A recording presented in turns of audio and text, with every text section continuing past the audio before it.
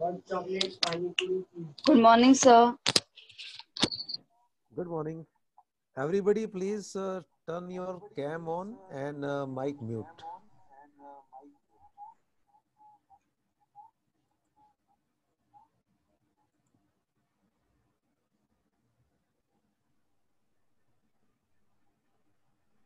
Very good morning to everybody.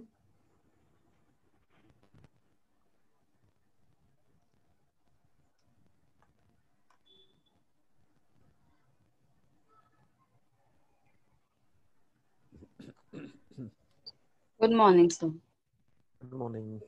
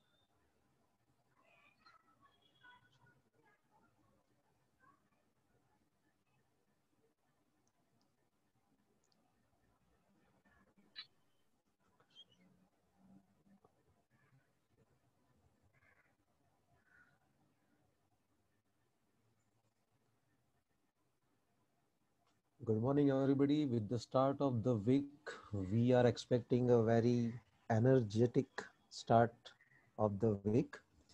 ये अपना week का पहला लेक्चर है ना. I wish you all a very good, energetic, knowledgeable week. Okay, सब लोग, Sonali Shinde and rest of all, जिसने अपने कैम ऑन नहीं किया है, प्लीज कैम ऑन कर दो और अपना माइक म्यूट कर दो. कशफिया कुरैशी, प्रवीण परमार, प्लीज सैयद फैज़ान, अपने अपने कैम्स ऑन कर दो ताकि आपके बहुत ही खुशनुमा सुंदर चेहरे देख के मुझे भी लेक्चर लेने को जोश आ जाए. ओके, वैसे मैं ज़्यादा बोलता नहीं हूँ, आप लोग को समझाओगा अब तक में, बट प्रोफेसर हूँ इसलिए बोलना पड़ता है. ओके, तो everybody please switch on your cam. और आपका ये मैं स्क्रीनशॉट भी लेता हूँ for your attendance purpose. So student की तो जान बचती है अटेंडेंस में, right?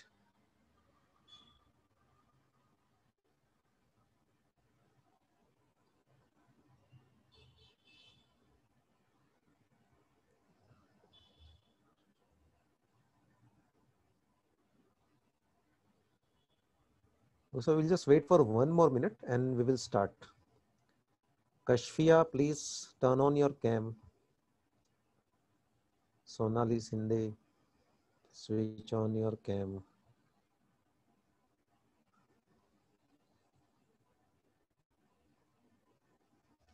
Everybody smiling face give me a good enthusiasm.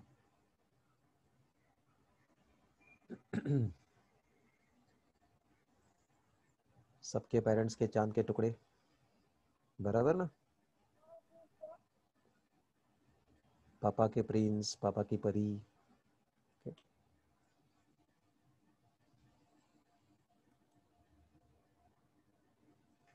Good morning Deepak. Morning, sir. Good morning. Okay, so we'll start now. I think near about 17 students are already in, so we will start the session.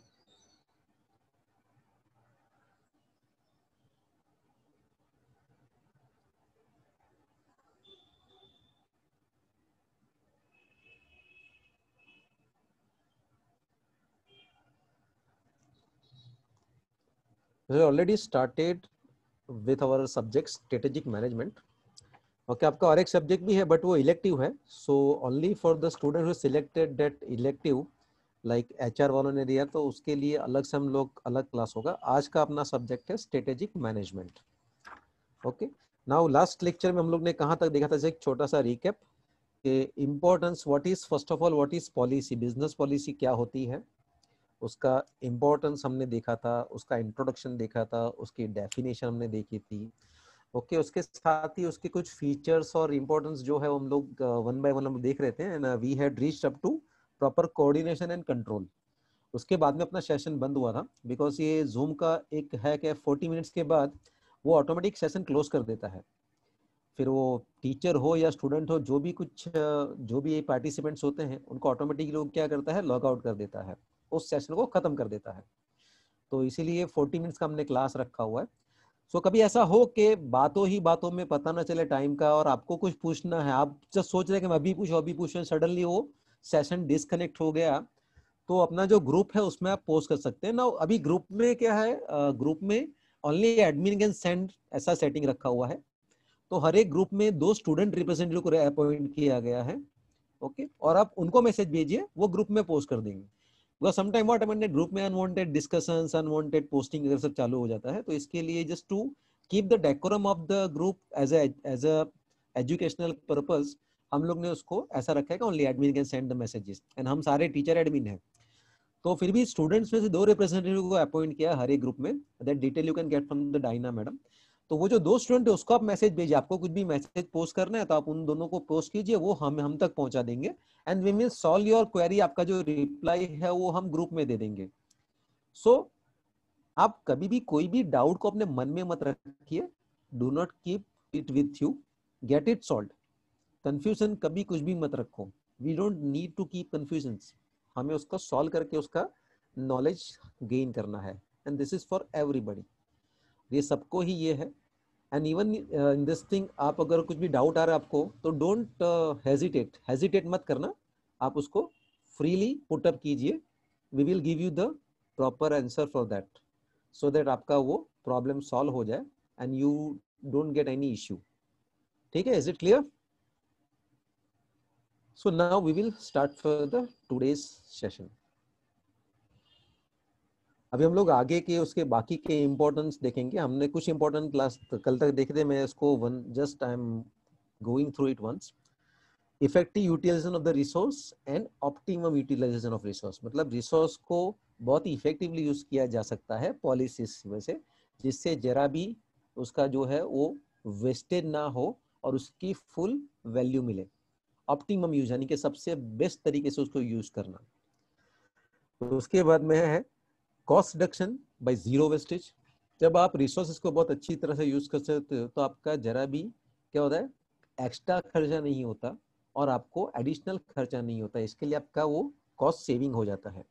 And एक common logic है दुनिया भर में कि जितना आप ज्यादा purchase करते हो डिस्काउंट उतना बढ़ता जाता है। आप 1 किलो कुछ खरीदने जाओगे, बोले 100 रुपये का है, अब मैं 5 किलो खरीदूंगा तो 5% डिस्काउंट मिलेगा आपको। आप क्वांटिटी में खरीद रहे हो, बल्क में खरीद रहे हो। अगर मैं 10 किलो खरीदूं तो 7% डिस्काउंट मिलेगा। तो जैसे क्वांटिटी बढ़ती है वैसे ही डिस्काउंट बढ़ता है, बट यस ये एक्सपोनेंशियल या अनलिमिटेड या इनफाइनाइट नहीं है। वरना आप बोलेंगे अच्छा है ना सर, 5 किलो के ऊपर 5%, 10 किलो के ऊपर 7%, 20 किलो के ऊपर 20 किलो के ऊपर 15%, ऐसा करते करते एक टाइम आएगा कि 100% डिस्काउंट। मतलब सर उससे भी आगे जाओ, वो सामने से में पैसे देगा, क्योंकि डिस्काउंट माइनस माइनस होते होते क्या होगा, पैसे हम उसके पास लेंगे, प्रोडक्ट भी लेंगे, पैसे भी लेंगे। ऐसा होता है क्या? ऐसा नहीं होता। डिस्काउंट्स की भी एक लिमिट होती है। जब आप मैक्सिमम क्वांटिटी ऑफर करते हो तो आपको मैक्सिमम डिस्काउंट देता है, but it doesn't go to 100%। 100% कभी भी नहीं होता। हाँ, प्रमोशन में ऐसा हो सकता है, बोलेगा एक के ऊपर एक फ्री, बट अगर आप उसको भी ध्यान से सोचो तो वो फ्री नहीं होता। साइकोलॉजिकल में तो अरे एक के ऊपर एक फ्री, वाह, लेकिन वो 50% डिस्काउंट हुआ, क्योंकि 100 रुपए की चीज है। और क्या वो कोई आपको बोले कि 100 की चीज है, आप 100 की चीज के ऊपर 100 की चीज फ्री, तो आपकी जेब से 100 रुपीज तो हो गए ना।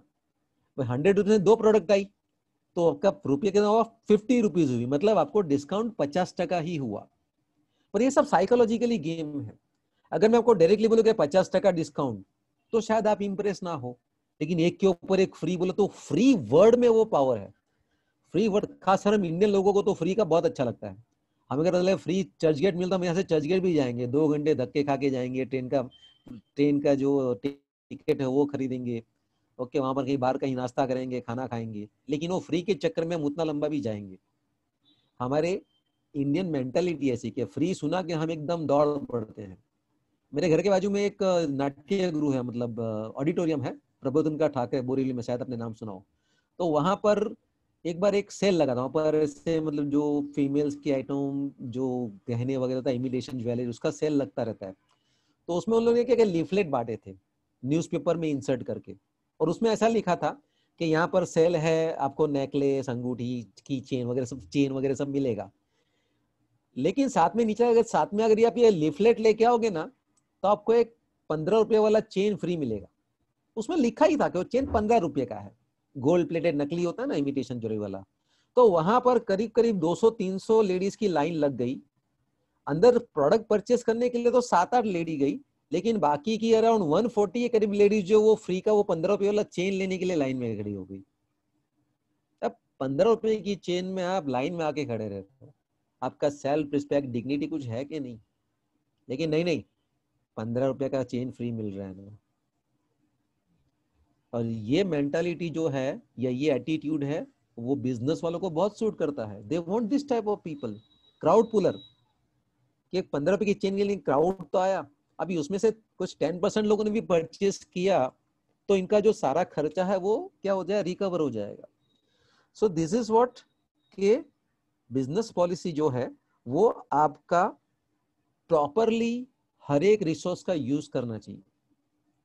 जब आप हर एक चीज का रिसोर्स को प्रॉपरली यूज करोगे तो आपका कॉस्ट कटिंग भी हो जाएगा, सेविंग भी हो जाएगा। इन दिस जो मैंने एग्जांपल दिया उसमें ये कैसे एप्लीकेबल होता है कि उन लोगों के पास रिसोर्स था 15 रुपये वाला एक चेन, उन लोगों ने रिसोर्स को कैसे यूज किया ताकि मैक्सिमम लोग आपके एग्जीबिशन में आए, और उसमें से कन्वर्जन रेशियो अगर 10% भी हुआ तो उनका वो सारा जो खर्चा है वो उसमें रिकवर हो जाएगा। So it is pure and pure business technique. लोगों को अट्रैक्ट करके क्या करो, आप लोगों को अट्रैक्ट करके अपने इसके पास ले आओ, अपने सेलिंग पॉइंट तक ले आओ, फिर आगे का काम सेल्समैन करेंगे। सेल्समैन अपनी सेल्समैनशिप दिखाएंगे, वो लोग अपना स्किल दिखाएंगे। Next is proper coordination and control. Business में 3 चीज होती है, या तो आप कुछ बनाओ और बेचो, प्रोडक्शन एंड सेल। दूसरा होता है आप ट्रेडिंग करो, कहीं से किसी के पास एक्स अमाउंट में लिया, उसमें अपना थोड़ा सा प्रॉफिट ऐड किया और उसको सेल कर दिया। और तीसरा होता है आप क्या करो, सर्विस प्रोवाइड करो। बहुत से बिजनेस में सर्विस प्रोवाइड होती है, जैसे कि beauty parlour, hair cutting salon, pesticide. जैसे आपके घर पे कॉकरोच, लिजर्ड सब हो गया तो आप देखेंगे भाई कोई पेस्ट कंट्रोल वाला है, आप उसको पैसे दोगे, आपको फिजिकली कुछ नहीं देगा, आपके घर में आके वो की पॉइंट्स पे वो अपना पेस्टिसाइड छिड़केगा और आपको उस पेस्ट से छुटकारा दिलवाएगा। कॉकरोच, लिजर्ड, उन सब सबको क्या मिलेगी, आपको उससे छुटकारा मिल जाएगा, आपका घर क्लीन हो जाएगा। सो दिस इज व्हाट, आप 3 तरह का बिजनेस कर सकते हो, या तो सर्विस प्रोवाइड करो, या आप कोई प्रोडक्ट को बेचो, या कोई प्रोडक्ट को बना के बेचो। तो उस सभी में एक कोऑर्डिनेशन चाहिए। जैसे मैं कुछ बना रहा हूं, मैं कुछ प्रोड्यूस कर रहा हूं, if I am producing something and then selling it, तो I have to produce, I have to transport it, जिसको हम लोग बोलते हैं logistics. You have to keep some logistics arrangement. Your product should reach to the point of sale, जैसे कि shopping mall है, shops है, ऐसी जगह आपको क्या करना है, आपको अपनी प्रोडक्ट पहुंचानी है एंड वहां पे सेल्समैन उसको सेल करेंगे। अब तीनों के बीच में कोऑर्डिनेशन हुआ तो आपका वो काम फटाफट प्रोसेस होगा। यहाँ पर प्रोडक्ट बन गई, फटाफट वो सेल में सेल पॉइंट पर पहुंच गई और पॉइंट ऑफ सेल के पास से सेलिंग हो गया, आपका पैसा रिटर्न आ गया, your sale cycle is complete. तो इसके लिए आपको बहुत अच्छा कोऑर्डिनेशन चाहिए। कोई भी चीज अगर एक चीज लेट हो गई तो आपका पैसा लेट मिलेगा आपको, और पैसा लेट मिलेगा आपका नुकसान होगा वो, क्योंकि आपका बिजनेस का गोल्डन रूल है, मैंने बताया था कल, कि बिजनेस कितनी भी बड़ी कंपनी हो, करोड़ों की कंपनी हो, लेकिन वो कभी अपने जेब से पैसे निकाल के, आउट ऑफ पॉकेट मनी निकाल के कोई भी बिजनेस नहीं करेगा। They will take money from some financial institution, banks है या फिर आपका कोई वेंचर कैपिटलिस्ट है, प्राइवेट फाइनेंस कंपनीज है, तो उनके पास से वो पैसे इंटरेस्ट पर लेते हैं and then do the business. Interest को लोग रिटर्न करते हैं जब उनके पास पेमेंट आ जाता है। तो इसीलिए जब तक पेमेंट नहीं आता तब तक उनको इंटरेस्ट पे करता रहना पड़ता है। तो इसलिए बिजनेस में पैसा लेट मिलना मतलब उस ट्रेडर को या उस बिजनेसमैन को नुकसान होना। इसलिए ये कोऑर्डिनेशन बहुत ही स्ट्रांग होता है। एंड मोस्ट ऑफ टाइम ऐसा होता है कि हम जब कोई चीज खरीदने जाते हैं ऑलरेडी उनके पास स्टॉक होता है वो। सो ये एक पॉलिसी होती है कि अपना डिस्ट्रीब्यूशन नेटवर्क बहुत ही स्ट्रांग होना चाहिए, अपना सेल नेटवर्क बहुत ही स्ट्रांग होना चाहिए, अपना एडवर्टाइजिंग बहुत ही स्ट्रांग होनी चाहिए। नेक्स्ट, अभी आज जो नया पॉइंट हम लोग स्टार्ट करेंगे आज से, ये कल तक का था, ये यस्टरडे का रिकैप था, सैटरडे का। Now next point is policies जो है, बिजनेस पॉलिसीज प्रोवाइड डायरेक्शन, क्या करना है, कैसे करना है। जैसे कि बहुत से घरों में पॉलिसी होती है कि वो अपने घर में जो भी सामान लगता है, घर में जो ग्रोसरी वगैरह लगती है, दाल चावल साबुन तेल हेयर ऑयल, ये सब जो है वो 6 मंथ का कोटा एक साथ खरीद लेते हैं, क्योंकि जब साथ में लेते हैं तो कुछ डिस्काउंट मिलता है। सेकंड थिंग, घर में फैमिली मेंबर्स ज्यादा हो तो यू नेवर नो कि कब साबुन खत्म हो गया, कब हेयर ऑयल खत्म हो गया, कब तेल खत्म हो गया। तो that why take it stock of 6 month. बहुत से फैमिली में होता है, कुछ बड़े फैमिली होते हैं वो तो 1-1 साल का पूरा साथ में स्टोर कर लेते हैं। तो ये पॉलिसी होती है, उनको डायरेक्शन देती है कि भाई घर में इतने लोग हैं तो हमें इतनी चीजें चाहिए, 10 किलो चावल, ओके, 5 किलो तेल, ओके, 2 किलो चाय की पत्ती या कॉफी, व्हाटएवर। तो इससे आपको गाइडेंस मिलती है, डायरेक्शन मिलता है कि कैसे आपको आगे बढ़ना है, क्या परचेज करना है, कितना स्टॉक मेंटेन करना है। क्योंकि घर हो या ऑफिस, आपको रिसोर्सेज तो लगते ही है। घर में रोज सुबह सुबह आपको उठेंगे तो आपको टूथब्रश चाहिए, टूथब्रश कर लिया, ओके, फिर नहाने जाओगे तो वहाँ पर साबुन चाहिए, साबुन नहा के एकदम आप बाहर निकलोगे फ्रेश होके तो आपको कुछ टेल्कम पाउडर, हेयर ऑयल, ये सब लगेगा। ये सब आप रेडी होके आ जाओगे, ओके, तो टेबल पे आपको गर्मा गर्म चाय या कॉफ़ी मिलेगी। तो ये सारी चीज़ें मेंटेन करनी पड़ती है, उसका स्टॉक मेंटेन करना पड़ता है, वरना पता नहीं चलेगा भाई आज सुबह तो ब्रश ही नहीं है, बोला ब्रश कैसे करें, टूथपेस्ट खत्म हो गया, क्या करें। ओके, और थोड़ा सा हम ये भी मानते हैं कि कोई भी एक भी चीज जो है वेस्टेज नहीं होनी चाहिए। फिर ना आगे बोला जीरो वेस्टेज। तो कई घरों में क्या करते हैं, टूथपेस्ट को ऐसे दबा दबा के, उसका गला दबा दबा के लास्ट ड्रॉप जो होता है क्रीम का वो भी निकाल देते हैं। उसमें भी अलग अलग इनोवेटिव आइडिया होते हैं। कुछ लोग बेलन लेके आते हैं, बेलन से उसके ऊपर घुमाते हैं, रोल करते हैं। तो कुछ लोग उसको ट्यूब को पीछे से ट्विस्ट कर करके दबा दबा के ऐसा मतलब उसकी जान निकाल देंगे, ऐसे आ जाएगा। या फिर कुछ लोग क्या करते हैं, एकदम उसकी चमड़ी फाड़ देते हैं और उसमें से पेस्ट निकाल लेते हैं। अपने अपने तरीके हैं रिसोर्सेज को मैक्सिमम यूटिलाइज करने के लिए। एक एक बूंद का पैसा दिया है, वसूल तो होना ही चाहिए ना। Okay, anyways, this is all about कि आपको वो क्या करता है, गाइडेंस प्रोवाइड करता है, डायरेक्शन देता है कि how you should go ahead. Next is it helps to make decisions. आपको डिसीजन मेकिंग में हेल्प करती है पॉलिसीज आपकी। आपको क्या एक्शन लेनी है, बिजनेस है तो बिजनेस में आपको बहुत सारे डिसीजन लेने पड़ते हैं regarding product, regarding customer service. जैसे कि अभी सडनली कोई अनएक्सपेक्टेड चीज हो जाती है तो आपके डिसीजन चेंज हो जाते हैं, आपने जो सोचा आपके प्लान रह जाते हैं। सबसे बड़ा एग्जांपल अभी कोविड का ही है। कोविड-19 का स्ट्राइक हुआ तो किसी को पता था क्या लॉकडाउन लग जाने वाला है? अभी कुछ कुछ लोगों के तो बेचारों के पूरे धंधे बर्बाद हो गए, बिजनेस पूरा बर्बाद हो गया उनका। किसका सबसे बड़ा किसके ऊपर हुआ रहेगा? Tours and travellings. ओके, अप्रैल महीने में ये लॉकडाउन लगा, जबकि अप्रैल जो है वैकेशन की स्टार्ट होती है, स्कूल की एग्जाम खत्म हो जाती है, ओके, कॉलेज की एग्जाम खत्म होने के लेवल पे होती है, अप्रैल मिड तक खत्म हो जाती है कॉलेज की एग्जाम। बाद में सब लोग कहीं ना कहीं घूमने जाते हैं, कोई अपने रिलेटिव के घर पे जाते हैं, कोई अपने ग्रैनी के घर पे जाते हैं, दादी की नानी के घर पे जाते हैं। तो वो जो एक बहुत बड़ा एवेन्यू खुलता है, अरे ट्रेन के बुकिंग नहीं मिलते, वेटिंग लिस्ट 300 400 वेटिंग लिस्ट होता है। पर ये कोविड अचानक ऐसा आ गया कि जिसमें किसी ने सोचा नहीं था कि ऐसा होगा। होटल बिजनेस बंद हो गया, होटल बंद हो गई, शॉपिंग मॉल्स बंद हो गए। So this was totally unexpected. तो ऐसे टाइम पे क्या करें? तो ये जो पॉलिसीज है वो ऐसे टाइम पे आपको गाइड करती है कि क्या करना है। जैसे कि स्कूल एंड कॉलेज में भी ऐसा हुआ था, लास्ट एग्जाम लटक गई टीवाई वालों की, ओके, स्टूडेंट्स का एजुकेशन कैसे आगे बढ़ेगा वो क्वेश्चन मार्क आ गया। तो स्कूल एंड कॉलेज की पॉलिसी या एजुकेशन पॉलिसी ऐसी है कि भाई स्टूडेंट का टाइम वक्त बर्बाद नहीं होना चाहिए, उनको एजुकेशन मिलना ही चाहिए। तो उसके लिए ऑल्टरनेट रास्ते ढूंढे गए। आज ऑनलाइन लेक्चर खाली क्या एनकेएस में चलते हैं, सभी स्कूल सभी कॉलेज अभी ऑनलाइन लेक्चर लेती है।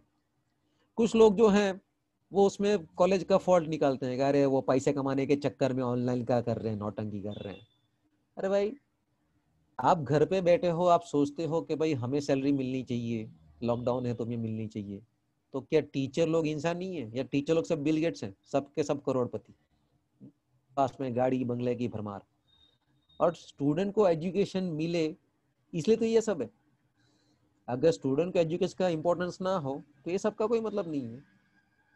So this is for some purpose, और वो पर्पस हर एक के लिए अलग अलग है।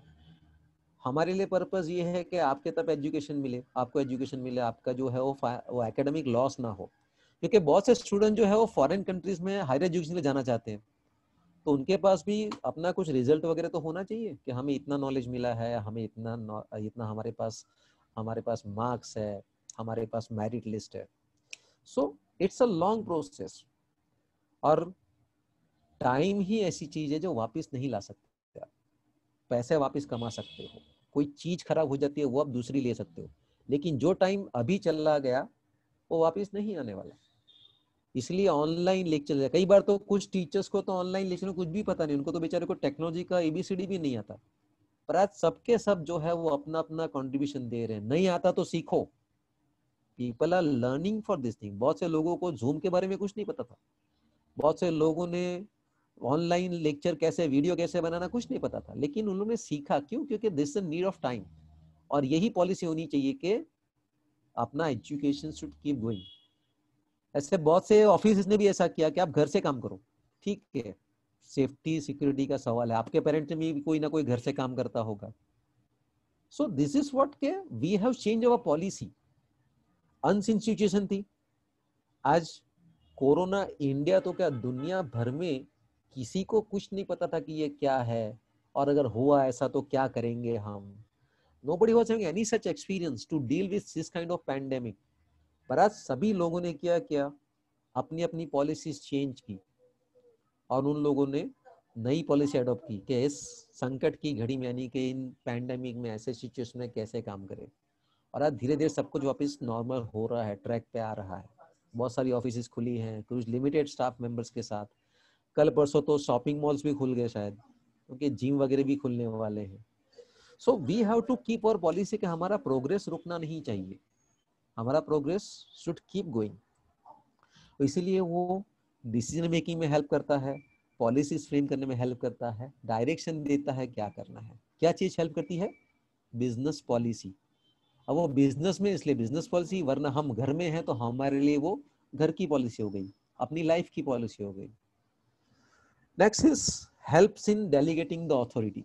डेलीगेटिंग अथॉरिटी मतलब किसी को अथॉरिटी देना, किसी को पावर देना। जैसे कि 10 वर्कर्स काम कर रहे तो उनके ऊपर एक वर्कर को बोला जाएगा कि काम करो, तुम इन सब के ऊपर नजर रखो, तुम इसको ध्यान रखो बराबर काम करते हैं या नहीं करते, इन्हें आप कुछ हेल्प लगे तो दो। उसे हम बोलते हैं मुकादम।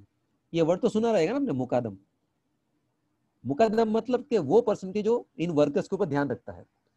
ऐसे बहुत सारे वर्कर काम कर रहे हैं, उनके ऊपर बहुत सारे जो है वो मुकादम है, जिसे हम इंग्लिश में बोलते हैं सुपरवाइजर। मुकादम को इंग्लिश में सुपरवाइजर बोलते हैं। तो supervisors are supervising many groups, तो उनके ऊपर आएगा एक मैनेजर।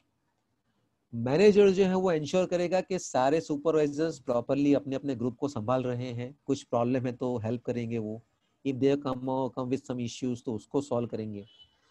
उस मैनेजर्स के ऊपर होता है मिडल मैनेजमेंट, कि मिडल मैनेजमेंट क्या करता है, काम का डिस्ट्रीब्यूशन, सब लोगों को कौन सा रिस्पॉन्सिबिलिटी देना है वो देखता है। और उनके ऊपर होता है टॉप मैनेजमेंट, कि जो कंपनी चलाता है, जो कंपनी का प्रोग्रेस इंश्योर करता है, जो बिजनेस बढ़ाने के काम करते हैं।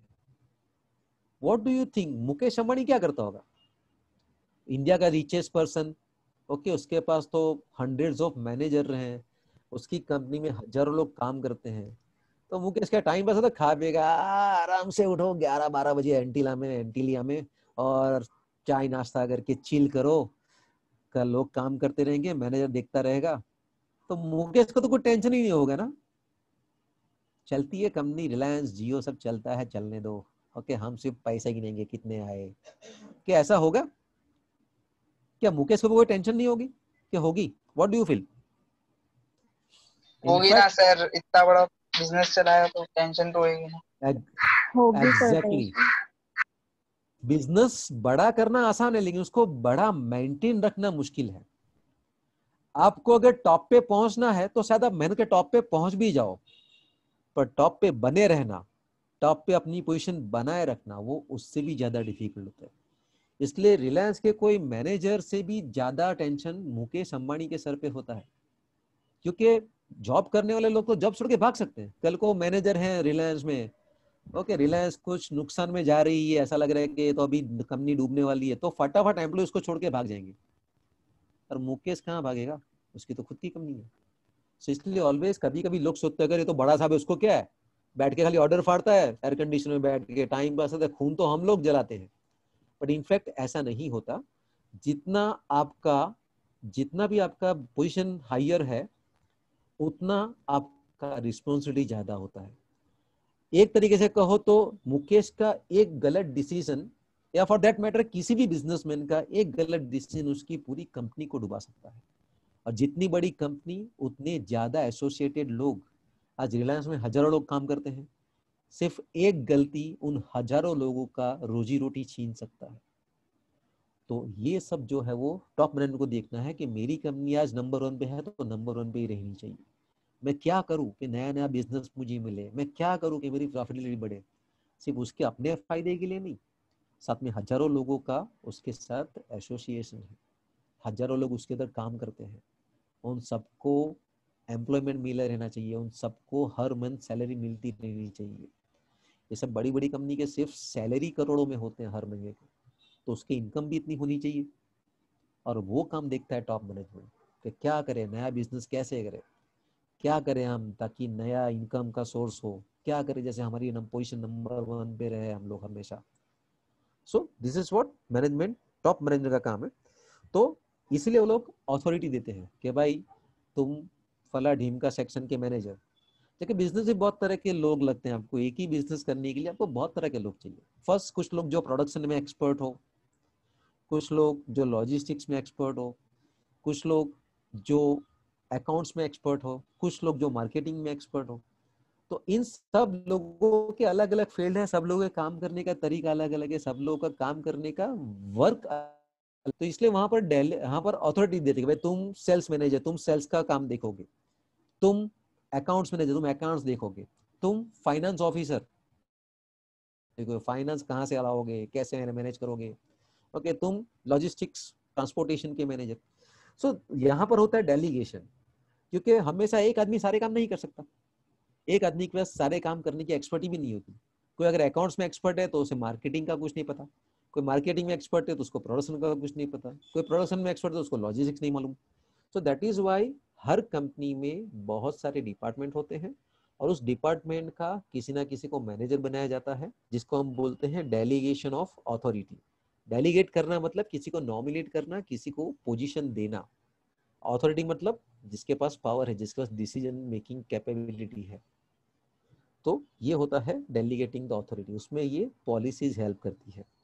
जैसे आपने पॉलिसी बनाई कि भाई मुझे मार्केटिंग मैनेजर जो है, मेरा marketing manager should be MBA in marketing, उसका पोस्ट एमबीए होना ही चाहिए उसके पास। ये बिजनेस की पॉलिसी है।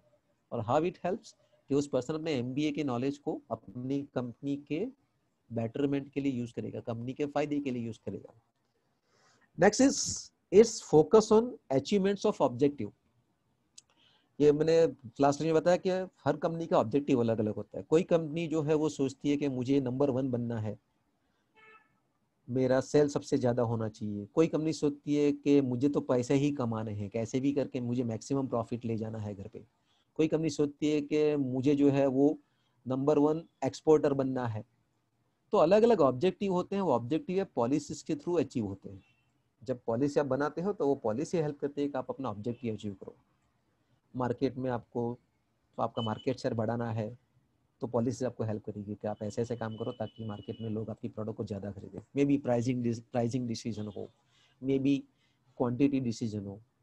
आपको पता है ड्यूक्स करके एक कंपनी थी जो लेमोनेड बनाती थी, ड्यूक्स लेमोनेड, जिसको अभी कोका कोला पेप्सी ने खरीद लिया और उसके बाद मिरिंडा लेके उसने ड्यूक्स ब्रांड को बंद कर दी।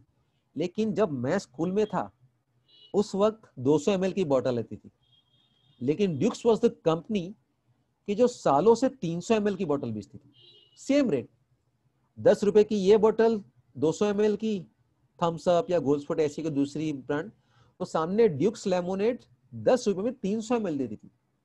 सालों से उसकी ये पॉलिसी थी और वो अच्छी चल भी रही थी। लेमोनेड मार्केट में उसका 100% कंट्रीब्यूशन था। फिर धीरे धीरे फॉरेन के लोग आए, उन्होंने वो कंपनी को बाय हुक एंड क्रूक खरीद लिया। दैट्स ऑल डिफरेंट स्टोरी, आगे कभी हम उसके बारे में डिस्कस करेंगे। सो दिस इज हाउ कि आपकी पॉलिसीज आपको हेल्प करती है to achieve your objective. Next is dynamic in nature. Dynamic क्या होता है? एनी आइडिया किसी को? डायनामिक का मतलब क्या होता है? सुना होगा आपने, डायनामिक पर्सनालिटी है, इसे डायनामिक डुओ। क्या होता क्या है मतलब डायनामिक का? जो कंटिन्यूस चेंज होता है, जो एक सरीका वन टाइप नहीं रहता, मोनोटोनी नहीं आती उसमें, वो चेंज होता रहता है।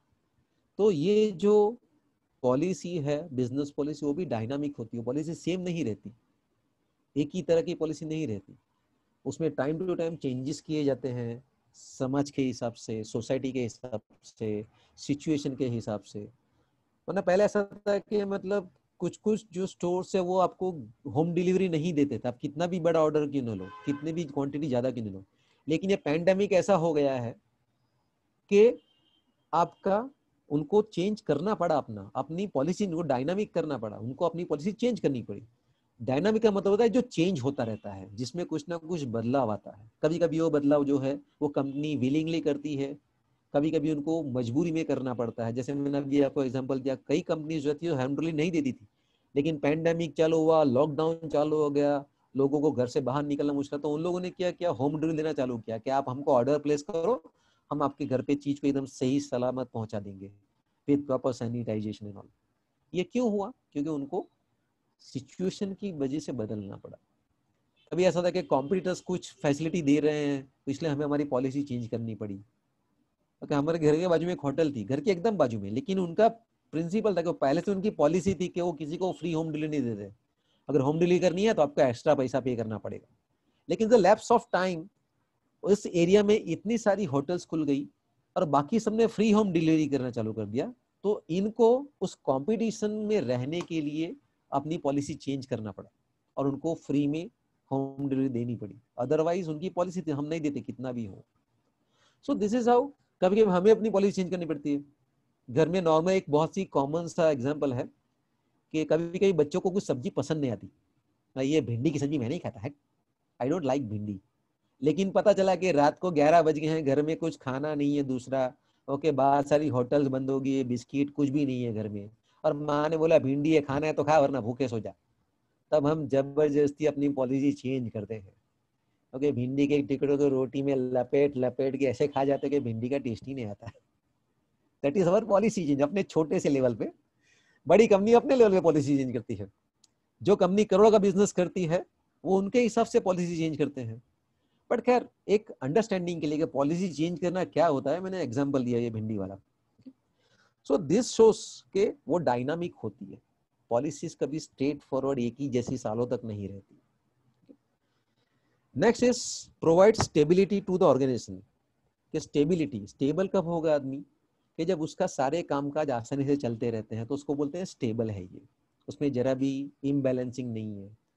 उसने कुछ प्रोडक्ट बनाई, मार्केट में ले गया, मार्केट में लोगों उसको खरीद लिया, उसको पैसे मिल गए, उसने वापस वो प्रोडक्ट कंटिन्यू किया बनाना, लोगों ने कंटिन्यू उसको खरीदना चालू रखा, इसको पैसे मिलते गए, over the period of time उसके पास काफी अच्छी खासी उसके पास सेविंग्स हो गई। सो दिस इज स्टेबल कि हाँ भाई हम स्टेबल है।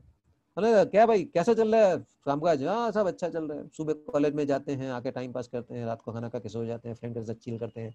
एग्जाम के 2 दिन पहले बुक ढूंढते हैं, बुक पढ़ लिया फटा डटा डटा डटा, उसमें उड़ेल दिया, रट्टा मार के पहुंचे थे, पास हो गए, लाइफ आसान। ओके, कॉलेज गए, लेक्चर अटेंड किया, फ्रेंड्स को मिले, ओके, चिल किया, मजा नहीं life. So this is stability. फिर पता चला उसमें अचानक कोई नया सब्जेक्ट इंट्रोड्यूस हो गया है, ओके, नया सब्जेक्ट बहुत टफ है, उसके क्लासेस भी नहीं चलते। फिर प्रॉब्लम स्टार्टेड, आपकी लाइफ इम्बैलेंस हो गई। आप उस सब्जेक्ट को कवर करने के लिए हाथ पैर मार रहे हैं, जहाँ भी जो भी रिसोर्स मिले वहां से आप ट्राई कर रहे हो। तो वो होता है आपकी कुछ एक्टिविटी जो आपको कंपलसरी करनी पड़ी, वरना पहले सब कुछ शांत था, सेफ था, स्टेबल था। स्टेबल जिसमें कोई भी अप्स एंड डाउन ना हो, जिसमें कोई भी इम्बैलेंस ना हो, जिसमें किसी भी तरह की इनसिक्योरिटी ना हो, उसको बोलते हैं स्टेबिलिटी। तो कंपनी को ये पॉलिसीज है वो स्टेबल बनाती है। जैसे कि मैंने पॉलिसी बना ली कि भाई अपने कस्टमर जो है वही अपने माई बाप है, दे आर द अवर अन्नदाता, तो कस्टमर को हमेशा खुश रखो। तो समझो मैं बिजनेसमैन हूँ, मैं ऐसी पॉलिसी रखता हूँ कि मेरे कस्टमर खुश रहे हैं, तो कस्टमर भी जान जाता है कि ये पर्सन जो है वो हमें ज्यादा वैल्यू देता है, तो कस्टमर भी 10 प्रोड्यूसर को छोड़ के हमारे पास से अपनी प्रोडक्ट खरीदेंगे। मतलब मेरी लाइफ इजी हो गई कि मेरी प्रोडक्ट जो भी मैं बनाता हूँ सारी लोग खरीद लेते हैं, people keeps on buying my product, मुझे कोई इनसिक्योरिटी नहीं है। सो ये है मेरी लाइफ स्टेबल। सामने कस्टमर्स को क्या बेनिफिट है कि भाई हम इनसे परचेस कर रहे हैं, ये हमें सपोर्ट कर रहे हैं, ये हमें अच्छी सर्विस दे रहे हैं, अच्छी प्रोडक्ट दे रहे हैं, और खासकर हमें वैल्यू देते हैं। तो कस्टमर भी हैप्पी, क्योंकि प्रोडक्ट तो ऐसे भी चाहिए ही चाहिए। अगर आपका किसी शॉप की वजह से झगड़ा हो गया तो जरूरी थोड़ी कि आपकी प्रोडक्ट की रिक्वायरमेंट खत्म हो गई। ब्रश लेने का, लेकिन झगड़ा हो गया तो ब्रश की जरूरत ही नहीं है, ऐसा होता है? ब्रश तो चाहिए ही चाहिए, भले उसके साथ झगड़ा हो, मारा मारी हो जाए, लेकिन ब्रश तो आपको जरूरत पड़ेगी ही पड़ेगी। So that is why customer सोचते हैं कि जब हमारी प्रोडक्ट अच्छी तरह से हमें मिल रही है, हमें अच्छी वैल्यू मिल रही है, so why to go here and there, क्यों यहाँ वहां जाए। इवन जब एक बार आप सेटिस्फाइड हो जाए तो आपका एक रैपो बन जाता है। एक छोटा सा एग्जांपल देता हूँ, हेयर कटिंग सैलून में या ब्यूटी पार्लर जाते हैं तो आप कोई बोले कोई भी आओ बाल काटो चलेगा, या गर्ल्स ब्यूटी पार्लर तो ब्यूटी पार्लर जाते हो कोई भी आ जाओ फेशियल वगैरह कर दो हमको, कि एक पर्टिकुलर पर्सन है आप उसको सिलेक्ट करते हैं कि वो आज राजेश नहीं दिख रहा, मेरे बाल तो राजेश ही काटता है। या गर्ल्स में तो बोला आज रूबी नहीं दिख रही, रूबी मुझे हमेशा फेशियल कर देती है। एक होता है ना, एक रैपो होता है ना, तो रैपो इंपॉर्टेंट होता है। और रैपो कैसे बनता है? जब आपके में स्टेबिलिटी, आपके रिलेशनशिप में स्टेबिलिटी, और वो स्टेबिलिटी कैसे मिलती है? With the business policies. Okay, so आज का सेशन अभी 1 या 2 मिनट में खत्म हो जाएगा। ऑटोमेटिक हम लोग को लात मर जाएगी, हमको, आपको, सबको। जूम हमें निकाल देगा। तो इसलिए कोई डाउट वगैरह है तो आप मुझे पूछ सकते हैं अभी। If you got any doubt, any confusion, queries, आप मुझे पूछ सकते हैं यहाँ पर। अगर ऐसा है कि हम लोग डिस्कनेक्ट हो गए तो आप उसको ग्रुप में पोस्ट कर दीजिए। ग्रुप में 2 स्टूडेंट असाइन किए हैं जो ग्रुप स्टूडेंट रिप्रेजेंटेटिव है, आप उनको अपनी क्वेरी पहुंचा, वो ग्रुप में हम तक पहुंचा देगा और हम आपको ग्रुप में उसका रिप्लाई कर देंगे। सो कोई डाउट्स, क्वेरी है? समझ में आया सब कुछ आपको? आज जो कंटेंट मैंने समझाया है वो अगर समझ में आ गया है तो जस्ट शो मी थंब, तो मुझे पता चलेगा हाँ आपको समझ में आ गया है। Okay, thank you. और अगर कुछ डाउट्स है, मन में कुछ क्वेरी है, तो आप मुझे पूछ सकते हैं। Okay, yes sir. यहाँ पर कोई है क्वेरी? Any queries? कोई क्वेरी नहीं है तो दैट्स वेरी गुड। और आई होप कि आपको मेरी लैंग्वेज वगैरह समझ में आ रहा है। ऐसा नहीं कि अभी ये बोल रहे हैं हमको समझ में नहीं आ रहा कुछ, वो बोल तो रहे तो हैं हमें। आपके एग्जाम्पल्स एकदम अच्छे से समझ में आते हैं sir. Thank you, I am honoured. Okay, हमारा सक्सेस जुड़ा हुआ है, मेरा और आपका। ओके, आप जितने सक्सेसफुल उतना मेरे कॉलर टाइट, और आप अगर नीचे तो मेरे कॉलर डाउन। इसलिए we have to work in a team, हमको टीम में वी काम वोंट करना है। Disappoint you sir. Thank you very much, thank you very much, I am touched. Okay, so 11:10 हुआ है। लेट अस सी अभी ये जूम हमें बाहर निकाले या उसके पहले हम खुद निकल जाए। कुछ भी डाउट्स है feel free. Okay, and we are trying to give you the links of the previous lectures also. Previous lectures का भी हम लोग वो लिंक प्रोवाइड करने की कोशिश करेंगे। हम आपको शॉर्ट टाइम में कुछ लिंक्स प्रोवाइड करें सो दैट आपका कोई लेक्चर मिस आउट हुआ रहेगा, so you can get it back in the form of video. थोड़ा क्या वो ये सारे वीडियोस की साइज बहुत बड़ी हो जाती है, 1 घंटे का, तो इसलिए उसको डिस्ट्रीब्यूट करना थोड़ा मुश्किल होता है, but we will make out some ways in a very short time, and हम आपको उसका प्रोवाइड करेंगे for all the subjects, so that आपको कहीं से रिविजिट करना है, वापस सुनना है,